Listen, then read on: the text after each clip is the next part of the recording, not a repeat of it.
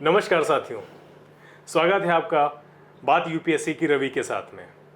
साथियों, बात UPSC civil services exam की हो रही है, तो मैं कुछ ऐसी बातें आपके साथ आज साझा करना चाहूँगा।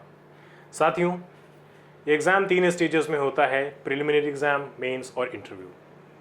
लेकिन कई बार ऐसा देखा गया है, कई ऐसे एस्पिरेंट्स या कहूँ ज़्यादातर एस्पिरेंट्स अपने थ्रू आउट सभी अटेम्प्ट्स में प्रीलिम्स भी क्वालिफाई नहीं कर पाते हैं। वजह अनेक हो सकती हैं या वजह साधारण तौर पर एक भी हो सकती है। शायद स्ट्रेटेजी डिफर कर जाती हूँ या सबकी कॉमन स्ट्रेटेजी रह जाती है। आइए मिलते हैं हमारे नए खास मेहमान के साथ, अमित जैन सर। अमित सर की मेंटोरशिप में, उनकी गाइडेंस में बहुत से कैंडिडेट्स ने अपने ड्रीम्स को पूरा किया है। आइए मिलते हैं मेहमान से। नमस्कार सर, स्वागत है आपका हमारे शो में। थैंक यू सर, मैं ये जानना चाहूँगा कि इस एग्ज़ाम में जो बच्चे अपने 2, 3, 4, 5 या कई बार 6 के 6 अटेम्प्ट्स देने के बाद भी प्री क्वालिफाई नहीं कर पाते हैं, सर आपने ऐसे कई कैंडिडेट्स देखे भी होंगे और उन्हें मार्गदर्शन भी दिया होगा, तो सर क्या वजह रहती होगी इस एग्ज़ाम में प्री क्वालिफाई ना हो पाने की? बच्चे तो सभी मेहनत करते हैं, ऐसा तो नहीं है कि उनकी मेहनत में कमी है। जब वो अपने ड्रीम को कंप्लीट करने में लगे हुए हैं तो ऐसा नहीं है कि वो मेहनत नहीं कर रहे। यहाँ प्रॉब्लम है इग्नोरेंस। इग्नोरेंस इस एग्ज़ाम के प्रति, और ये इग्नोरेंस के कई मायने हैं। जहाँ ये इग्नोरेंस इस एग्ज़ाम के पैटर्न को लेकर भी है, तो इस एग्ज़ाम में क्या इन्फॉर्मेशन कलेक्ट करनी है और क्या इन्फॉर्मेशन को जो है लीव करना है, उसके बारे में भी इग्नोरेंस है।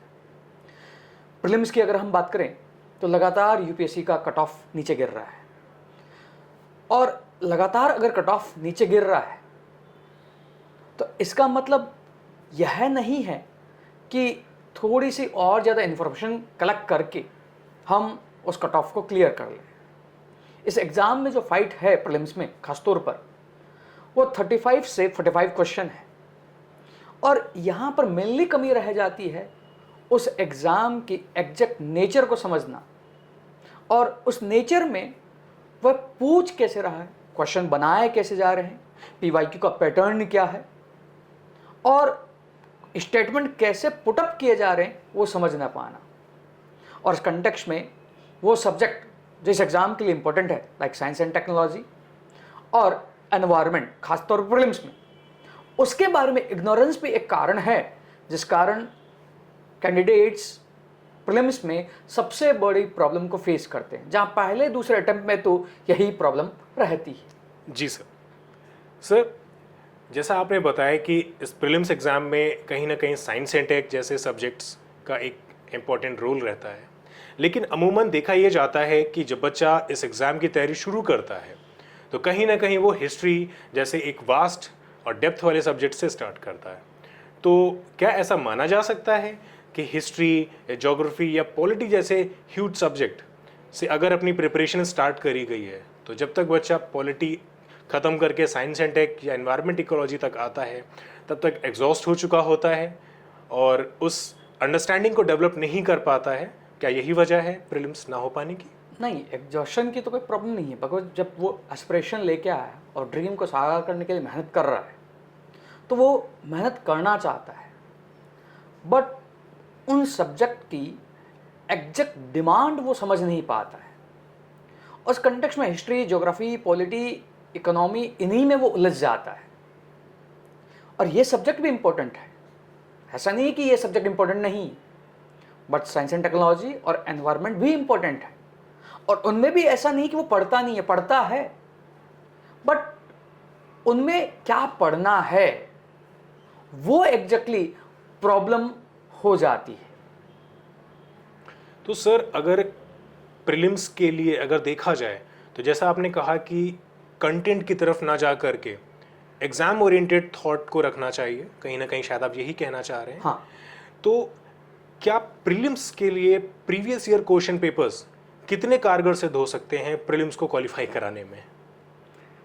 अगर कहूँ तो पीवाईक्यू ही है जो आपको इस एग्ज़ाम का पैटर्न समझाएंगे। पीवाईक्यू ही है, जैसे लास्ट ईयर भी हमारे मेंटोरशिप में एक स्टूडेंट जिनके 40 मार्क्स थे, बट इस बार जीएस में उसके 96 मार्क्स आ रहे हैं। तो ऐसा नहीं कि उसने पढ़ाई में कुछ अलग कर लिया, बट वो डायरेक्शन में जो पीवाईक्यू पर कमांड किया गया, जो नेचर को वो समझा और उस नेचर से जो है उसने जो तैयारी की, उसी का वो परिणाम था। और अगर लगातार जो कैंडिडेट प्रीलिम्स में उत्तीर्ण हो रहे हैं और पहले बार मेहनत के बाद दूसरे तीसरे टाइम में उनका लगातार प्रीलिम्स हो रहा है, वो भी कुछ ही पढ़कर, तो उसका कारण उनकी वो अंडरस्टैंडिंग है इस एग्ज़ाम को लेकर जो डेवलप होती है प्रीवियस ईयर क्वेश्चंस के द्वारा। और पीवाईक्यू का मतलब पीवाईक्यू के ऑप्शंस नहीं है, अपितु वो पीवाईक्यू कैसे पूछे गए हैं। क्या वह है सिंपली स्टेटमेंट को करेक्ट पूछ रहा है, या क्वेश्चंस में वो रीजनिंग जानना चाह रहा है, और कैसे जो सही स्टेटमेंट है, राइट स्टेटमेंट, उनको रॉन्ग पुटअप किया जा रहा है, उसको कैच करना। ये सब कुछ पीवाईक्यू की अंडरस्टैंडिंग है, और उन्हीं पीवाईक्यू से अंडरस्टैंडिंग है किस सब्जेक्ट में किस एरिया पर फोकस करना है, और उसमें भी माइन्यूट लेवल पर क्या फोकस करना है। और इसके साथ साथ जैसे शुरू में ही आपने बोला, हर किसी के लिए स्ट्रेटजी डिफरेंट है, स्ट्रेटजी सबके लिए समान नहीं है। अगर कोई 100 क्वेश्चन अटेम्प्ट कर रहा है प्रीलिम्स में, तो कोई 70 अटेम्प्ट अगर कर रहा है, तो दोनों की स्ट्रेटजी राइट है, बट यहाँ पर हम सभी एक ही डर्रे में चलने लगते हैं, तो वो कहीं ना कहीं फॉल्ट हो जाता है। कुछ पढ़ने और एग्ज़ाम निकालने में अंतर है। बिल्कुल सही कहा सर आपने, कुछ पढ़ने और एग्ज़ाम निकालने में अंतर है। अक्सर ऐसा देखा गया है कि बच्चे कलेक्टर तो बनने आते हैं, लेकिन कलेक्टर ना बन करके वो मटेरियल कलेक्टर बन करके रह जाते हैं। सर, इस एग्ज़ाम्स में प्रीलिम्स क्वालिफाई करने के बाद में मेंस, जो सबसे इम्पोर्टेंट इस एग्ज़ाम की कड़ी है, जो 5 दिनों का एग्ज़ाम होता है, उस मेंस में क्या स्ट्रैटेजी लेकर के चलनी चाहिए? क्योंकि ज़्यादातर बच्चों के साथ यही इशू रहता है कि पहले प्रीलिम्स निकले फिर मेंस का देखेंगे, और अक्सर ऐसा देखा भी गया है कि प्रीलिम्स तो निकल जाता है, लेकिन मेंस की प्रॉपर अंडरस्टैंडिंग, सब्जेक्टिव अंडरस्टैंडिंग के साथ साथ आंसर राइटिंग का ना हो पाना। तो सर, आंसर राइटिंग कितना बड़ा रोल प्ले करता है मेंस के लिए? आंसर राइटिंग से पहले जो क्वेश्चन पूछा मेंस और प्रीलिम्स को लेकर, आप मेंस और प्रीलिम्स को अलग से डिवाइड नहीं कर सकते। आपकी मेंस की ही प्रिपरेशन है जो आपको प्रीलिम्स की प्रिपरेशन करवाती है, और अल्टीमेटली आप प्रीलिम्स अगर क्लियर भी कर लेते हैं, मेंस उत्तीर्ण नहीं कर पाते हैं, you are back to square zero. तो आपको पहले मेंस पर फोकस करना होगा, और मेंस में बात आ जाती है सब्जेक्ट के साथ साथ आंसर राइटिंग की। और आंसर राइटिंग को हम इग्नोर करते हैं, जहां उसको ये मानने लगते हैं कि प्रोडक्ट है और केवल हम आंसर लिखते हैं, जबकि आंसर राइटिंग एक स्किल है, वह एक दिन का गेम नहीं है। और एक्चुअल में जब आपको आंसर राइटिंग आती है, वो आप जब आर्ट सीखते हो, जो एक जो है स्किल की तरह है। जैसे आप गाड़ी चलाना एक दिन में नहीं सीखते हो, आपको लगातार उसकी प्रैक्टिस करनी होती है। शुरू में आपके माइंड में रहता है कौन सा गियर है, कौन सा क्लच है, कौन सा जो है रेस का बटन है। तो इसी तरह आंसर राइटिंग में आपको शुरू में जो है आइसोलेटेड वे में जो है सब कुछ दिखता है, बट बाद में धीरे धीरे इंटीग्रेट होने लगता है। और यही आंसर राइटिंग ही है जो आपको बताती है आपका पढ़ने का पर्सपेक्टिव क्या होगा, आपका वो नज़रिया क्या होगा। नज़रें इस एग्ज़ाम में सबकी सेम है, सबको बस नज़रिया चेंज करना है, और नज़रिया चेंज करने का जो माध्यम है वो है आंसर राइटिंग। इस कंटेक्स्ट में हम अगर बात करें, यहीं के student Jatin rank 91, Devansh rank 333, उनका आंसर राइटिंग स्ट्रॉन्ग था, इसलिए जब भी प्रीलिम्स निकला वो इस पूरे प्रोसेस को क्लियर कर गए। तो यहाँ पर कैंडिडेट फॉल्ट करते हैं प्रीलिम्स और मेंस की सेपरेट प्रिपरेशन को लेकर। बट यदि मेंस आता है तो आप यह भी सीखते हैं कि आपका प्रीलिम्स का कंटेंट मेंस में कैसे यूज होगा, और अगर आपको मेंस पता है तो प्रीलिम्स में जो क्वेश्चन कंसेप्चुअल है, और यदि आपको फैक्चुअल नहीं आता है तो उस कंसेप्चुअल क्लैरिटी से आप वो फैक्ट्स कैसे ड्राइव करेंगे वह भी आपको मेंस ही बताएगा। तो दोनों में सिनर्जी होनी चाहिए प्रिपरेशन में। बहुत अच्छी और बहुत गहरी बात आपने कही सर। सर, इस एग्ज़ाम में प्रीलिम्स और मेंस ओरिएंटेड जो एक अटैचमेंट है क्योंकि पूरा एक एग्ज़ाम है ये, स्टेजेस हैं इसमें। सर, क्या स्टडी मटेरियल ऐसे लेकर के चलना चाहिए जो प्रीलिम्स में भी हेल्प करे और मेंस में भी हेल्प करना चाहिए?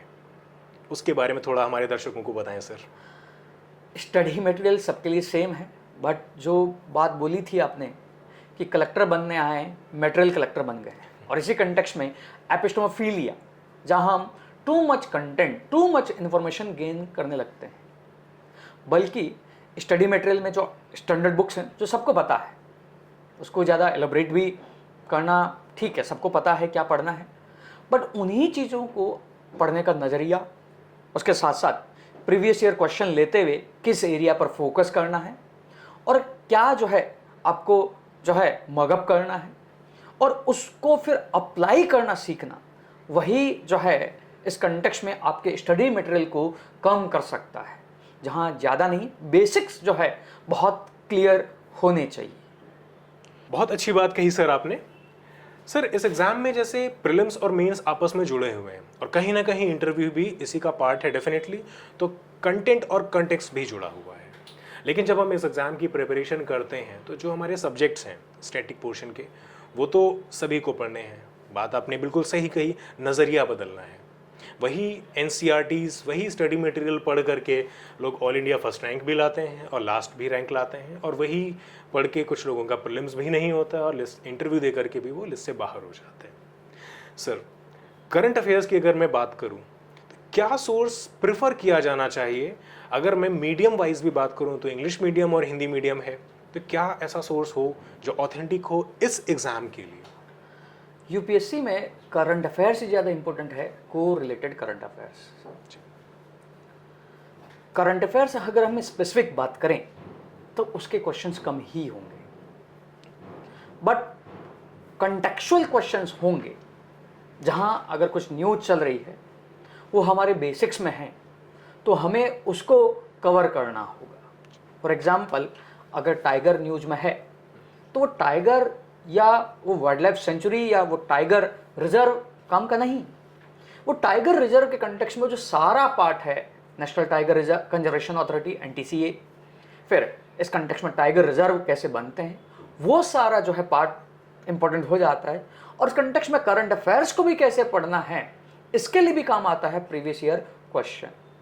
और मेंस के लिए भी करंट अफेयर्स की बात करें तो कुछ इश्यू सेपरेट होंगे जो कवर करने हैं, जैसे सुप्रीम कोर्ट का जजमेंट अभी सब क्लासिफिकेशन पर, तो उस क्लासिफिकेशन में सब्सटेंटिव इक्वलिटी इस कंटेक्स्ट में क्वेश्चन हो सकते हैं, बट इस कंटेक्स्ट में वह जो मेंस का करंट अफेयर्स है उसमें कुछ लाइनर्स हैं जो न्यूज में रहते हैं, वो हमें यूज करने होते हैं। जैसे आज ही मैं द वायर का आर्टिकल पढ़ रहा था और वहां पर एक जो वर्ड था वो था मिस इन्फॉर्मेशन डिप्लोमेसी। अब यूपीएससी में जब हम करंट अफेयर्स पढ़ते हैं तो हम मिस इन्फॉर्मेशन डिप्लोमेसी को बहुत डीप में पढ़ने लगते हैं, बट वह मिस इन्फॉर्मेशन डिप्लोमेसी करंट है, बट वह मिस इन्फॉर्मेशन डिप्लोमेसी आंसर में एक वर्ड जो है वह यूज होगा, तो वो डिफरेंस समझ में नहीं आता है। और वो आंसर राइटिंग, वह प्रीवियस ईयर क्वेश्चन है, वो करंट अफेयर्स का जो बोझ है वह हल्का करते हैं। तो कहीं ना कहीं करंट अफेयर्स के पीछे जैसे एस्पिरेंट्स किसी मैगजीन को लेकर के या न्यूज़पेपर को लेकर के बिल्कुल ऐसा माइंडसेट बना लेते हैं कि शायद यही एग्जैक्टली पूछा जाएगा, और देखा जाए तो कहीं ना कहीं उससे को रिलेटेड चीज़ें, उसके आगे पीछे की सारी चीज़ों को भी ध्यान में रखना चाहिए। ये बहुत बड़ी बात कही है सर, क्योंकि एस्पिरेंट्स को यूजुअली लगता है कि करंट अफेयर्स की मैगजीन या न्यूज़पेपर उठाया, उसको रीड किया और वो एज इट इज़ आ जाएगा। बिल्कुल सर, इस एग्ज़ाम में अगर जैसे डिफरेंट बैकग्राउंड्स के बच्चे रहते हैं, कोई आर्ट से है, कॉमर्स से है, इंजीनियरिंग बैकग्राउंड से है, कुछ मेडिकल से होते हैं, तो डिफरेंट सब्जेक्ट्स हैं। अगर इंजीनियरिंग बैकग्राउंड का है तो उसके लिए science and tech portion easy होगा, बट हिस्ट्री ज्योग्राफी टफ होगा। तो ये स्ट्रेंथ और वीकनेस का पार्ट तो चलता ही रहता है। लेकिन ऑप्शनल एक ऐसा सब्जेक्ट है जो इंटरेस्ट बेस्ड होता है। तो सर, हमारे दर्शकों को आप ये भी बताएं कि जब हम ऑप्शनल चूज़ कर रहे होते हैं तो किन बातों का विशेष तौर पर ध्यान रखना चाहिए ऑप्शनल को चूज़ करते हुए? ऑप्शनल जो है वो पॉपुलर हियरसे के बेस पर नहीं होना चाहिए। पहला उसमें आपका इंटरेस्ट होना चाहिए। जैसे हमारा ही एक स्टूडेंट है, उसने पॉपुलर हियरसे में एक सब्जेक्ट ले तो लिया जिसकी पॉपुलरिटी भी है, बट उसका इंटरेस्ट नहीं है और वो कैरी ऑन नहीं कर पा रहा, हमेशा 217, 18, 20 मार्क्स पे जो है स्टक हो जा रहा है। ऐसे ही एक और है पॉपुलर हियरसे और कहने पर जो है एक टेक्निकल सब्जेक्ट ले लिया, बट इस बार उसने लीव किया है। तो ऑप्शनल चूज करने से पहले एक थोरो रिसर्च होना चाहिए, जहां सबसे पहला क्राइटेरिया है आपका interest. Yes, that is utmost important, because आपको वो कहीं ना कहीं 1 या 2 साल कैरी ऑन करना होगा। सेकंड है मटेरियल अवेलेबिलिटी, उसके बारे में जो है सफिशिएंट मटेरियल, सफिशिएंट गाइडेंस जो है अवेलेबल होना चाहिए।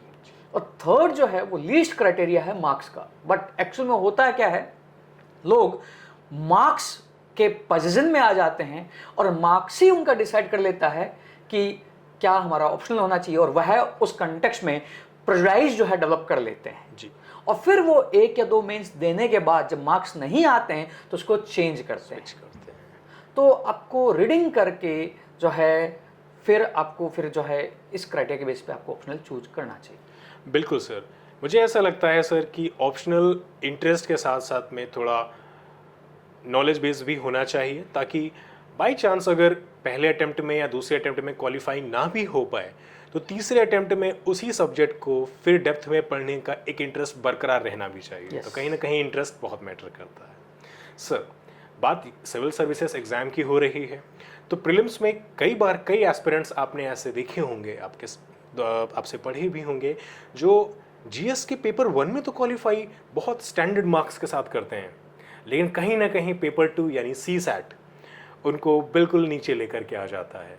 तो सीसैट के पर्सपेक्टिव पे सर क्या स्ट्रेटेजी लेकर के चलें, खास तौर पे वो बच्चे जो हिंदी मीडियम से रहे हैं? मीडियम इस एग्ज़ाम के लिए बैरियर नहीं है जी। यहाँ पर होता है सीसेट में कि जो सब्जेक्ट की डाइवर्सिटी है उस पर हम फोकस नहीं करते हैं, और वो 2 आवर्स में जो हमारी स्ट्रेटजी है वो कहीं ना कहीं फॉल्ट कर जाती है।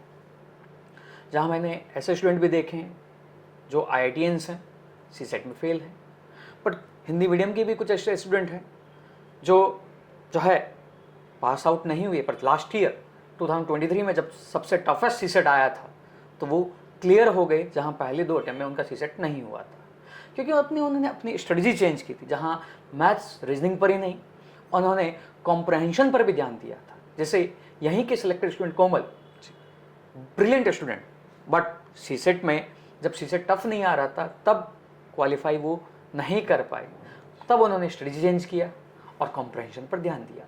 सो सीसेट में आपको जो है एक डाइवर्स स्ट्रेटजी भी अडॉप्ट करनी होगी, और वो आपके 2 आवर्स भी बहुत ज़्यादा मैटर करते हैं कि आप उस स्ट्रेस को कैसे लेते हैं। बिल्कुल सही कहा सर। इस एग्ज़ाम का स्ट्रेस, कहीं ना कहीं स्ट्रेस भी एक बहुत बड़ा कारण है कि आपको चाहे वो प्रीलिम्स हो या मेंस हो, चीज़ें आती हुई थी, लेकिन स्ट्रेस पे प्रॉपर एक बैलेंस वर्क नहीं किया और स्ट्रेस बच्चे को एग्ज़ाम से बाहर कर देता है। तो सर, ऐसे कई कैंडिडेट्स हैं जो एंजाइटी, स्ट्रेस फील करते हैं मल्टीपल रीजंस की वजह से, और एक अच्छा पोटेंशियल रखते हैं इस एग्ज़ाम को क्वालिफाई करने के लिए भी। तो सर, ऐसे एस्पिरेंट्स के लिए आपकी क्या सलाह होगी, जो अपने स्ट्रेस को कैसे बैलेंस करें, कैसे मैनेज करें? सर, स्ट्रेस इस एग्ज़ाम का पार्ट एंड पार्सल है। तो उसके लिए जो है the way we look to the life, वो हमें देखना होगा। अल्टीमेटली इस एग्ज़ाम में पास होने के लिए आपको कूल एंड काम माइंड रखना होगा, और वह जब स्ट्रेंथ है तभी वह एग्ज़ाम निकलेगा। इतने शॉर्ट मोमेंट पर तो जो है कोई लेक्चर देना पॉसिबल ही नहीं होगा कि वो कैसे करें। जी जी बिल्कुल। सर, जैसे कई कैंडिडेट्स इस डर में भी रहते हैं कि बैकअप प्लान को भी बैलेंस लेकर के चलने की कोशिश करते हैं कि अगर वो यूपीएससी सिविल सर्विसेज की तरफ ध्यान दे रहे हैं तो साथ ही साथ वो स्टेट पीसीएस को भी लेकर के चलते हैं, और जाहिर है स्टेट पीसीएस के जो बकेट ऑफ क्वेश्चंस हैं, पैटर्न है, वो डिफ़र भी करता है और ऊपर से देखने में तो सिमिलर लगता है यूपीएससी जैसा। तो क्या सर आपके हिसाब से ये दो स्ट्रैटेजी लेकर के साथ चलनी चाहिए या वन ऑन वन का गेम खेलना चाहिए? ये डिपेंड करता है कैंडिडेट के नेचर पर, because one size fit all approach लागू नहीं होती है, बिल्कुल। जैसे यहीं की student Sangeeta, second rank UPPSC, she was preparing for the UPSC but she got rank 2 in UPPSC. यहीं का student Rajat Kumar Pal, he got selection both UPSC and UPPSC. तो इस कंटेक्स्ट में आप तैयारी के नेचर में दोनों के पैटर्न को समझो, और कंटेक्स्ट में आप ये काम कर सकते हो कि आप बैलेंस में रखते हुए कुछ पार्ट ऑफ योर स्टडी आप अदर जो एग्ज़ाम आपका फोकस वहाँ आप फोकस कर सकते हो। बिकॉज कई बार जब कैंडिडेट आते हैं तो यही जो है रहता है कि once you focus on other part, UPSC का फ्लो नहीं बन पाता है और उसको मोमेंटम को गेन करने में टाइम लगता है। तो आप पार्ट ऑफ टाइम कुछ जो है अदर पार्ट के लिए जो है दे सकते हैं, but it depends on candidate to candidate. So जैसा आपने कहा कि it depends upon candidate to candidate, उसी पर्सपेक्टिव पे मैं आपसे एक बात और पूछना चाहूँगा। जब बच्चे आपसे मिलते हैं कि सर हमारे 2-3 अटेम्प्ट हो चुके हैं, प्री भी क्वालिफाई नहीं हुआ या मेंस क्वालिफाइंग नहीं हो रहा है, तो ऐसी सिचुएशन में सर जो बच्चे एक डिलेमा की तरफ जाते हैं कि ये एग्ज़ाम नहीं क्वालिफाई हो पाएगा, तो और या अगर ये एग्ज़ाम क्वालिफाई नहीं हुआ तो लाइफ में कुछ भी नहीं रह जाएगा, तो सर उस टाइम पे as a mentor, not as a teacher but as a mentor, sir आप वहाँ पे क्या रोल प्ले करते हैं जिससे उन्हें एक एंथुजियास्टिक लेवल उनका इतना हाई हो जाता है कि वो अगले ही एग्ज़ाम के अटेम्प्ट में क्वालिफाई भी कर ले जाते हैं? This exam is all about the mindset, and life is not the end when you will not qualify. There are so much colours to the life. Yes, यही मेरा एक मैसेज होता है, and ultimately you have to believe in yourself. बिल्कुल sir, because ये exam में selection के बाद में चीज़ें डिफ़र हो जाएंगी और सिलेक्शन से पहले भी चीज़ें डिफ़र रहती हैं, बट यस मैं मानता हूँ कि अगर एग्ज़ाम क्वालिफाई नहीं हुआ तो उसको लेके इतना स्ट्रेस में नहीं आना चाहिए। इस एग्ज़ाम के बाद भी एक ज़िंदगी है, जो अल्टीमेटली आपका एक मैसेज है सर। सर बहुत अच्छा लगा आपसे जुड़ करके, आपने बहुत कम शब्दों में, बहुत कम समय में बहुत डीप बातों को समझाया है, चाहे वो प्रीलिम्स ओरिएंटेड रही हो, मेंस ओरिएंटेड रही हो या ओवरऑल इस एग्ज़ाम की स्ट्रेटजी ओरिएंटेड रही हो। बहुत शुक्रिया सर आपका हमारे साथ जुड़ने के लिए, अपना कीमती समय देने के लिए। तो साथियों, आज हमने जाना अमित जैन सर से इस एग्ज़ाम के लेकर के क्या स्ट्रेटजीज़ हमारी होनी चाहिए, क्योंकि one size fit all solution तो डेफिनेटली किसी के लिए नहीं हो सकता है, लेकिन हाँ कहीं ना कहीं सिलेबस भी सभी के लिए सेम है, अटेम्प्ट भी लगभग सभी के लिए सेम है और कहीं ना कहीं रिसोर्सेज भी सभी के लिए सेम है। तो बस जिस तरह से प्रकृति ने हम सभी को शारीरिक तौर पर अलग बनाया है, हमारे रंग चेहरे अलग हैं, उसी प्रकार से हमारे नज़रिए भी अलग होने चाहिए इस एग्ज़ाम को क्वालिफाई करने के लिए। मेरी तरफ से बेस्ट विशेस सभी उन कैंडिडेट्स के लिए जो इस एग्ज़ाम के लिए प्रिपरेशन कर रहे हैं, और धन्यवाद आज हमारे साथ जुड़ने के लिए। मिलते हैं नए एपिसोड में एक नए चेहरे के साथ। धन्यवाद, जय हिंद।